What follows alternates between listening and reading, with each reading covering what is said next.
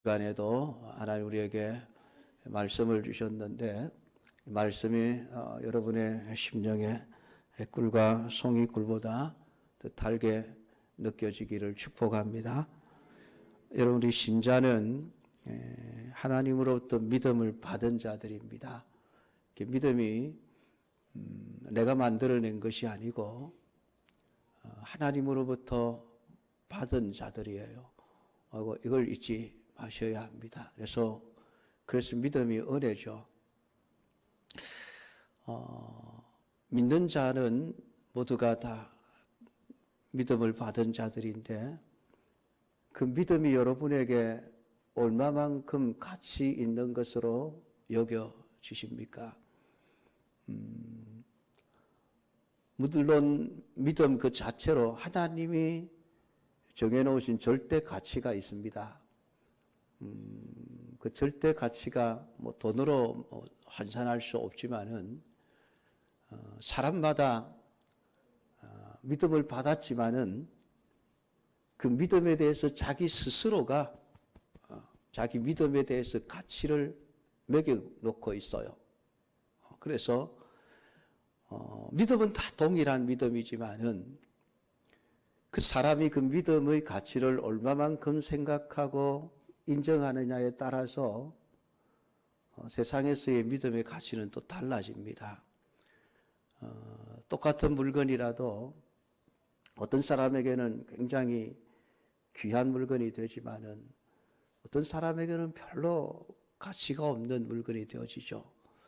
우리가 피카소의 그림 아주 세계적으로 유명한 그림이고 그 그림 한 점에 수십억, 수백억씩 이렇게 팔리지 않습니까?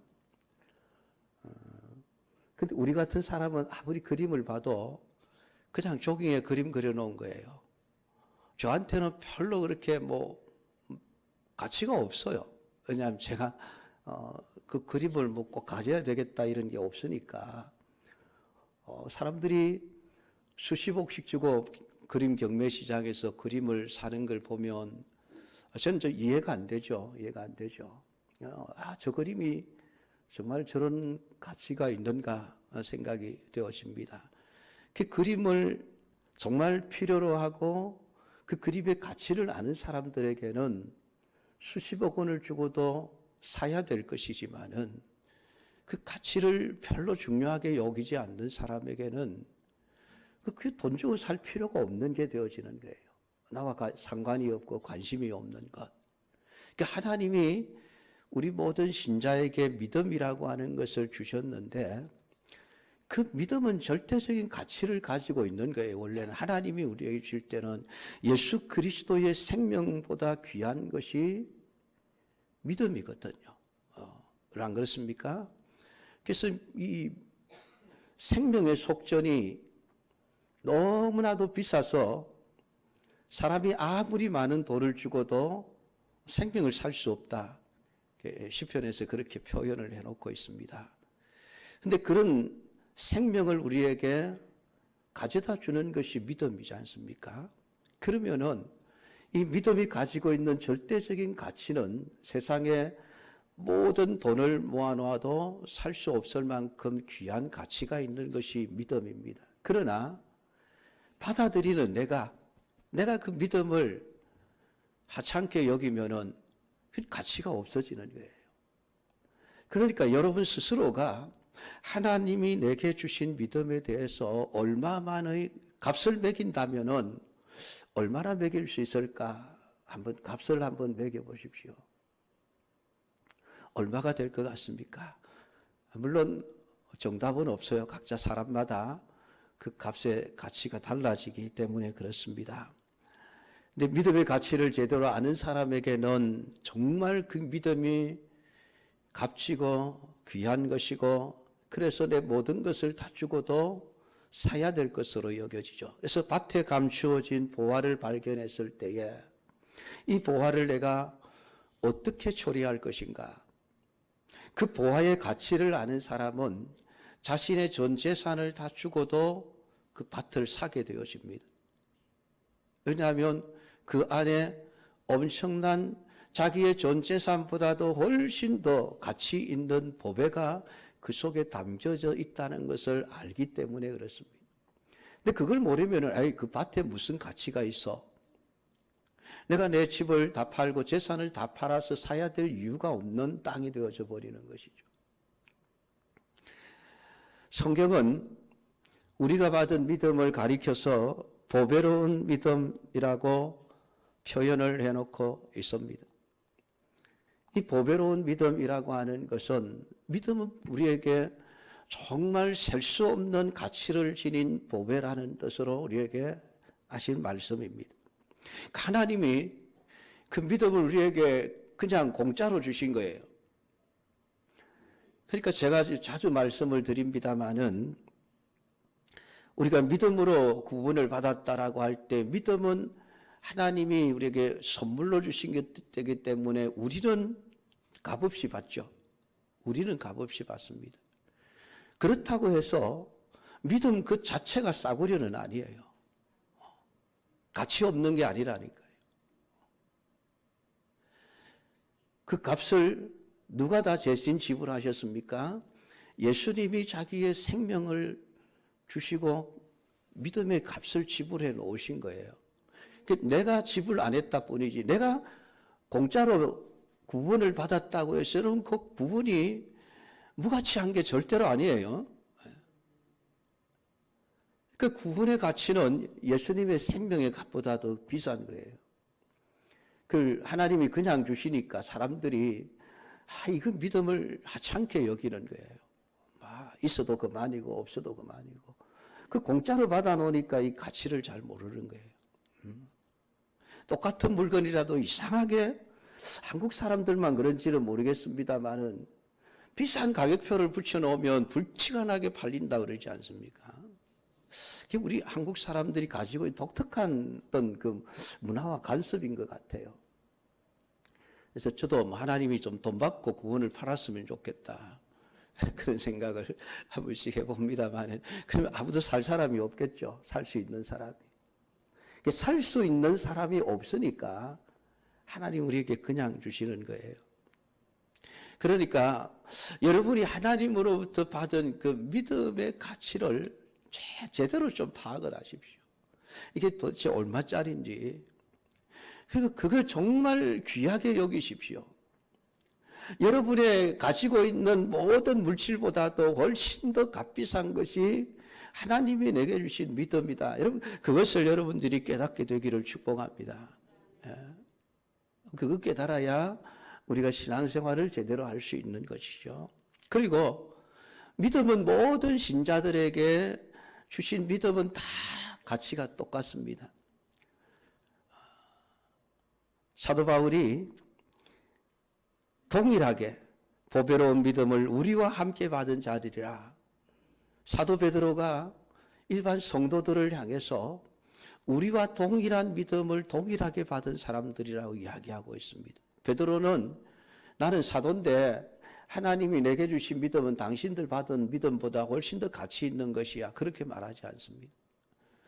내가 사도지만은 내가 받은 믿음이나 그냥 일반 성도들이 받은 믿음이나 그 믿음의 가치는 다 똑같습니다.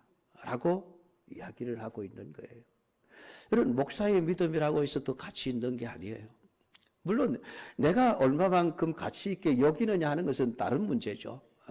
나 믿음이 가지고 있는 절대적인 가치는 목사에게 주신 믿음이나 권사에게 주신 믿음이나 장로님에게 주신 믿음이나 일반 우리 성도들에게 어린아이에게 주신 믿음이나 다 똑같은 믿음이에요. 그렇기 때문에 모든 성도는 믿음 안에서 다 동등한 존재입니다. 그래서 오늘 하나님께서 우리에게 이 보배로운 믿음을 주신 자들에게 편지를 하는데 하나님과 우리 주 예수를 알므로 은혜와 평강이 너희에게 더욱 많을지어다 라고 2절에서 말씀을 하고 있습니다. 믿음과 아는 것, 이게 항상 같이 가야 됩니다. 우리는 믿음만 사람들이 굉장히 강조를 합니다. 왜냐하면 믿음은 파워지 않습니까? 믿음은 능력이에요. 힘이에요. 근데 예수님을 안다는 것은 머리 아프지 않습니까? 성경 공부해야 되는 것 싫지 않습니까? 하자 공부하자 해서 하자 해도 하기 싫은 게 공부거든요. 근데 성경은 우리가 믿는 믿음만큼 하나님을 아는 지식이 같이 가야 된다.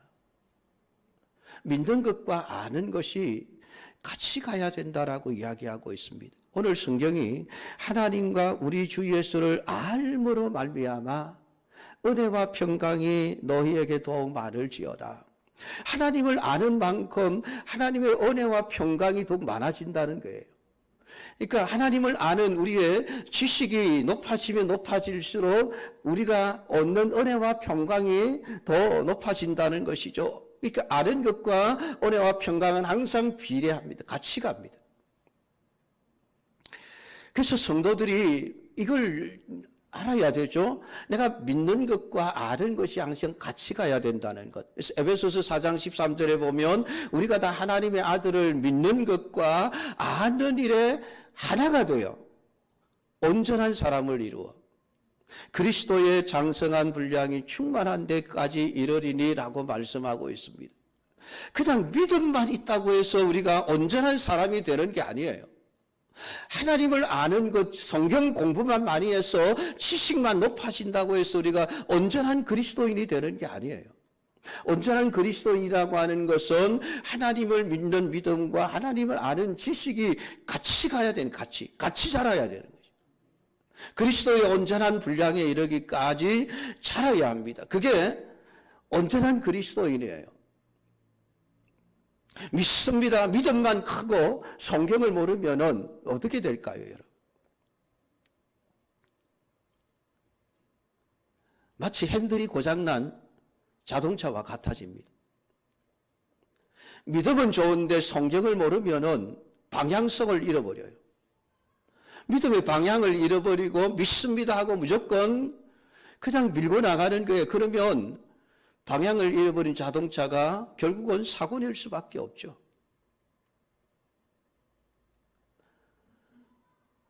성경 지식만 알고 믿음이 없는 것도 문제죠. 머릿속으로만 알지 믿음의 어떤 역사가 조금 더 나타나지를 않습니다. 그러니까 믿는 것과 우리가 하나님과 예수님에 대해서 아는 것, 성경을 통해서 알 수 있지 않습니까? 하나님이 어떤 분인지 예수님이 어떤 분인지 하나님이 무엇을 원하시고 무엇을 싫어하시는지 알 수 있는 길 여러분 어디에 있습니까? 성경 외에 어디서 알 수 있습니까? 국어책이 영어책이 가르쳐 줍니까? 성경밖에 가르쳐 주지를 않아요. 그러니까 하나님의 말씀을 여러분 공부하는 일을 더 많이 하면 안 돼요. 믿음만 자꾸 커지고 지식이 없으면은 핸들이 고장난 자동차가 된다는 말이죠. 핸들은 멀쩡한데 엔진이 고장나 있어도 안 되죠. 움직일 수가 없으니까. 그래서 성경은 온전한 그리스도인은 하나님을 아는 것과 믿는 것이 하나가 된 사람이라, 똑같은 사람이라 그렇게 우리에게 말씀해 주고 있습니다.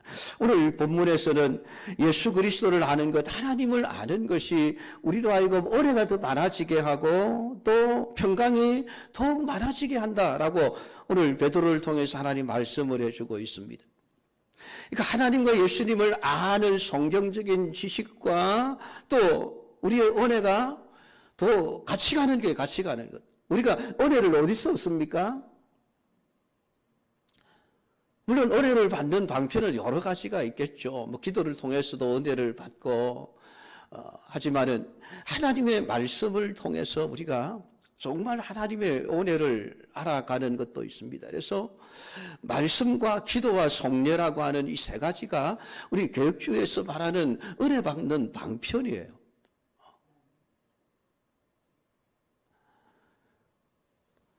은혜와 평강의 풍성한 밤이라고 하는 것은 내가 하나님을 얼마만큼 알고 예수님을 얼마만큼 아느냐에 의해서 결정되어지는 열매라고 하는 것이죠. 이건 종교적인 열심을 통해서 얻어지는 게 아니에요. 하나님을 모르고 예수님을 모르면서 은혜를 받았다라고 하는 것은 그건 자기 감정이에요. 자기 감정. 분위기에 휩쓸려서 그래요. 내가 뭔가 받은 것 같다는 그냥 자기 착각이죠. 그러니까 지속이 되지를 않는 거예요. 돌아서면 어디 갔는지 없어요, 은혜가.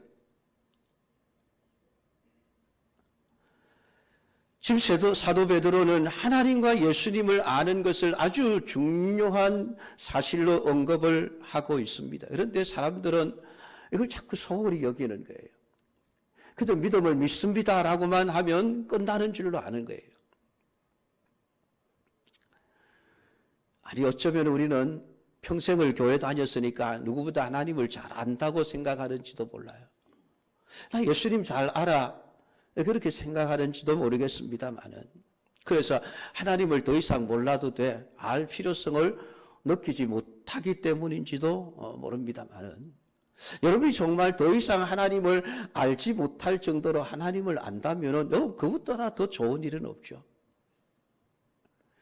근데 여러분 우리가 하나님을 어떻게 다 알 수 있습니까? 평생을 성경을 읽고 묵상해도 하나님을 다 몰라요. 그러니까 성경을 읽다가 자꾸 새로워지는 것. 어느 날 갑자기 평생 읽었던 말씀에서 느껴지지 못했던 은혜가 말씀의 진리가 깨달아지는 거예요. 그래서 우리가 평생 하나님을 알아가는 것, 이게 우리의 숙제예요. 인간은 하나님이 계시하신 범위 내에서 하나님이 누구시며 예수님이 누구신가를 성령의 깨달음을 통해서 날마다 새롭게 알아가는 일들이 오늘 우리에게 반드시 있어져야만 합니다. 날마다 새롭고 풍성한 은혜와 평강이 오늘 우리에게 있어지기 위해서는 우리가 어제보다 오늘 내가 하나님을 아는 게 더 많아져야 되는 거예요. 어제보다 오늘 내가 예수님을 아는 것이 더 많아져야 되는 거예요.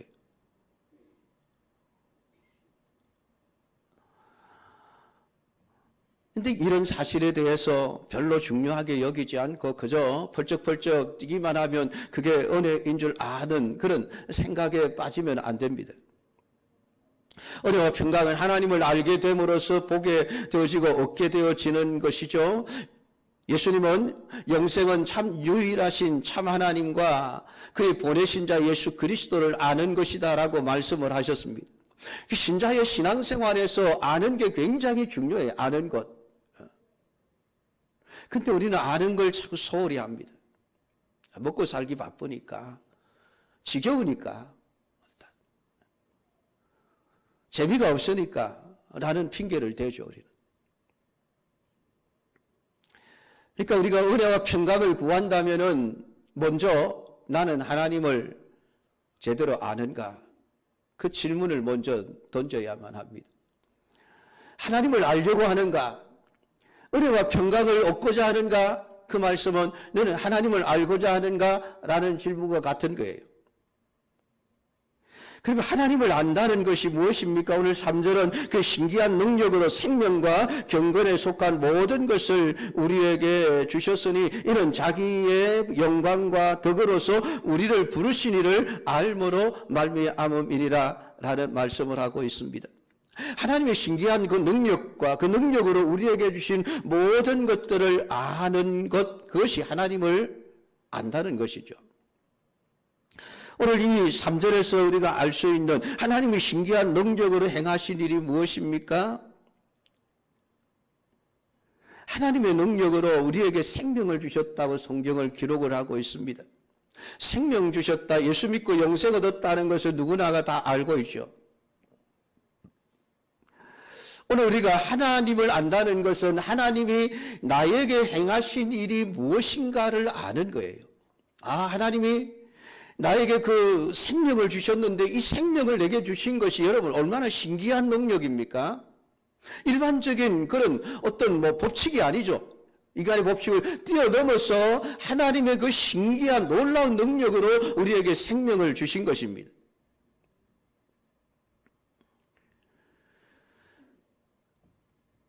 하나님이 우리를 위해서 일하고 계시는 그런 하나님의 행하심을 우리가 알게 된다면은 우리는 어떤 상황에서도 하나님을 알고 있는 그 능력에서 우리의 삶이 흔들리지 않게 되어집니다.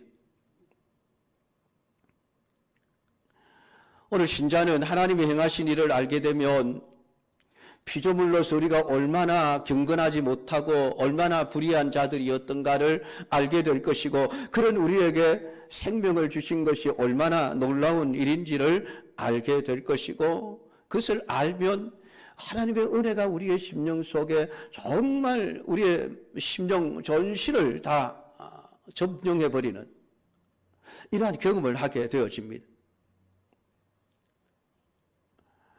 하나님의 행하신 일에 관심을 두지 않고 오직 자신이 원하는 것을 이루어 달라고만 하나님 앞에 외친다고 한다면은 그 사람은 하나님의 은혜를 절대로 제대로 알 수가 없습니다. 하나님은 이미 우리에게 생명과 경건에 속한 모든 것을 주셨습니다. 이 경건에 속한 것이라고 하는 것은 결국은 우리가 거룩한 신앙의 삶을 살아갈 수 있는 것을 이야기하는 것이죠. 믿음 안에서만 얻을 수 있는 모든 은혜와 평강이 오늘 하나님의 행하심으로 말미암아 우리에게 주어진 것이라고 말씀을 하고 있습니다. 지금 사도 베드로가 이 말씀을 하고 있는데, 이 베드로 후서의 말씀이 기록될 그 당시의 어떤 상황들을 말씀을 드렸습니다마는, 네로 황제의 그 핍박으로 인해서 수많은 믿음의 사람들이 환난을 당하고 고난을 당하고 재산을 빼앗기고 직장 잃어버리고 저 산속에 숨어서 살아야만 하는 이런 비참한 환경에 처해 있는 사람들입니다. 사실 그들에게 하나님이 당신들을 위하여 행하신 일로 인해서 당신들이 생명을 얻었습니다. 거룩한 삶을 살게 되었습니다. 이게 여러분 생활에 무슨 도움이 됩니까? 안 되지 않습니까? 그것 때문에 지금 핍박당하고 고난당하고 있는 것이죠. 그런데 신기하게도 그렇게 환경은 나빠졌음에도 불구하고 하나님의 그 놀라우신 행하신 내게 생명을 주셨고 내가 얼마나 거룩하고 경건한 그런 무리가 되었는가라고 하는 것을 깨닫게 되면 될수록 자신의 모든 환경을 초월해서 하나님의 은혜가 내 모든 심령을 지배하고 통치하고 다스리게 되어진다는 것이죠. 지금 베드로는 그것을 이야기하고 있는 것입니다. 고난과 핍박에 있는 신자들에게 신자라는 존재가 주어진 환경을 초월해서 어떤 은혜에 있는 사람인가를 우리에게 말해주고 있습니다.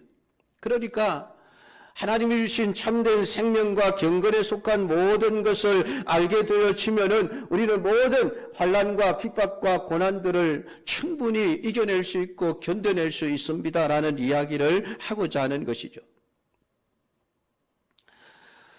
오늘 베드로전서에서는 신자를 나그네와 행인 같은 자라고 그렇게 정의를 내렸습니다.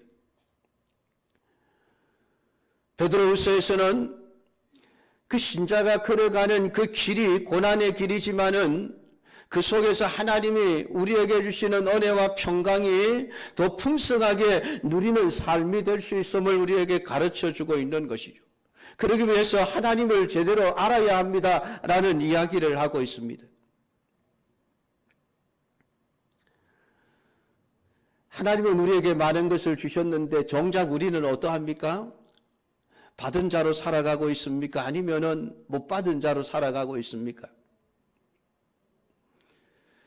하나님 우리에게 많은 것을 주셨음에도 나는 받은 것이 없는 것처럼 살아가는 것은 우리가 하나님을 제대로 알지 못하기 때문에 그렇습니다. 그러니까 하나님이 우리에게 주신 것을 잘 모르는 거예요.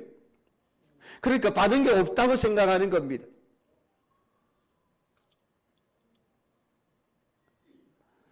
근데 하나님을 알게 되어지면 하나님이 우리에게 주신 것이 무엇이고 그것이 얼마나 좋은 것임을 알게 되어집니다. 그래서 교회는, 성도는 하나님을 아는 일에 진짜 관심을 가져야 합니다.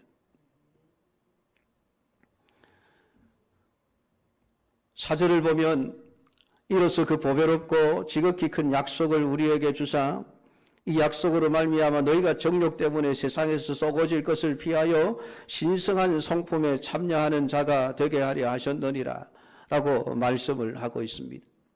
이 내용에서 우리는 또 하나님이 어떤 분이신가를 또 한 가지 알 수 있습니다. 하나님은 우리에게 지극히 큰 약속을 주셨습니다. 그리고 이 약속을 성취하기 위해서 일하시는 분이시죠. 이 지극히 큰 약속이 무엇입니까? 세상에서 너희들 재물을 만들어 주겠다는 약속입니까? 아니지 않습니까?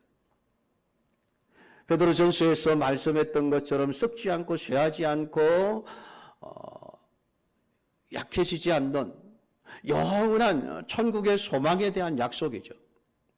그 큰 약속을 하나님 우리에게 주셨고 그 약속을 하나님은 성취하기 위해서 지금도 일하시고 계시는 분이십니다.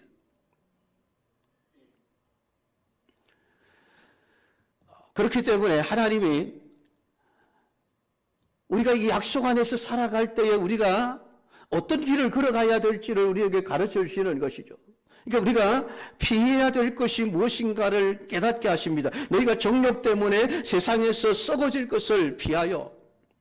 우리 육체의 정욕이라고 하는 것은 언제나 어디를 향하게 되어집니까? 그 썩은 시체를 향하여 내려앉는 독수리처럼 우리의 육신의 정욕이라고 하는 세상에 썩어질 것을 향해서 달려가게 되어져 있습니다. 그런데 하나님이 우리에게 주신 이 약속을 이루기 위한 하나님의 일하심으로 말미암아 오늘 우리가 세상에 썩어질 것을 향해서 달려가던 삶이 그것을 피해가는 삶으로 바뀌어진다는 것이죠. 아, 저건 내가 먹어야 할 것이 아니야.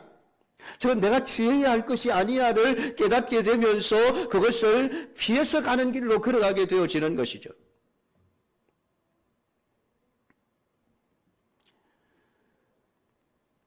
우리를 이 약속 안에서 세상에서 썩어질 것을 피하는 자로 만들어 가시기 위해서 신성한 성품에 참여하는 자가 되게 하려 하셨다고 말씀을 하고 있습니다.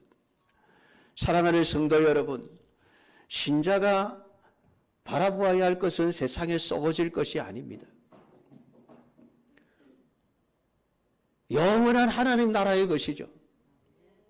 그것을 우리가 바라보면서 그것을 추구하면서 살아가야 할 사람입니다. 그런데 육신을 가진 우리가 우리의 육신의 정욕은 끊임없이 세상을 쫓아가도록 만드는 거예요. 그것을 이기기 위해서 우리에게 필요한 것이 신의 성품에 참여하는 것입니다. 이 신성한 성품이라고 하는 것은 성령이 통치하시는 삶을 말하는 것이죠. 성령은 우리로 육신의 정욕을 쫓아 살지 못하도록 우리를 막으시고 가르쳐 주십니다. 그 길로 가면 안 돼라고 우리에게 늘 경고하시는 것이죠. 갈라디아서 5장 6절을 말씀합니다. 너희는 성령을 따라 행하라. 그리하면 육체의 욕심을 이루지 아니하리라. 육체의 소욕은 성령을 거스르고 성령은 육체를 거스르나니 이 둘이 서로 대적함으로 너희가 원하는 것을 하지 못하게 하려 함이니라. 여러분, 육체는 성령이 하고자 하는 일을 자꾸 못하게 막아요. 성령은 우리의 육신이 자꾸만 썩어질 세상의 것을 향해서 쫓아가는 것을 하지 못하도록 막습니다. 그러니까 결국 육체의 소욕을 따라 쫓아가는 자들이 어떤 일을 겪게 되어집니까? 갈라디아서 5장 19절 이하에 육체의 일은 분명하니 곧 음행과 더러운 것과 호색과 우상 숭배와 주술과 원수 맺는 것과 분쟁과 시기와 분냄과 당 짓는 것과 분절함과 이단과 투기와 술 취함과 방탕함과 또 그와 같은 것들이라. 이런 일을 하는 자들은 하나님의 나라를 유업으로 받지 못한다. 너무나도 분명하게 선언하고 있습니다. 그러니까 이런 삶을 살아가지 못하도록 우리를 통제하고 다스리시고 컨트롤하시는 분이 우리 안에 들어와 계시는 성령님이라고 하는 것이죠. 성령의 인도를 받을 때 우리는 육신의 욕심을 따르지 않을 수가 있습니다. 결국 하나님은 우리에게 하나님이 하신 그 약속을 이루시기 위해서 지금도 놀라운 능력으로 우리에게 생명을 주셨고 또한 우리로 하여금 경건한 삶을 살게 하실 뿐만이 아니라 오늘 우리가 육체의 소욕을 따라가지 않고 성령의 인도하심을 따라 영원한 산소망을 쫓아가게 하시는 삶을 살아갈 수 있도록 지금도 하나님 일하고 계시는 분이십니다. 그러므로 우리가 온전히 하나님을 알고 하나님을 믿는 온전한 믿음을 가지고 살아갈 때 우리는 어떤 환경에서도 흔들림이 없이 믿음의 삶을 살아낼 수 있고 그 안에서 참된 은혜와 평강을 누리게 될 것입니다.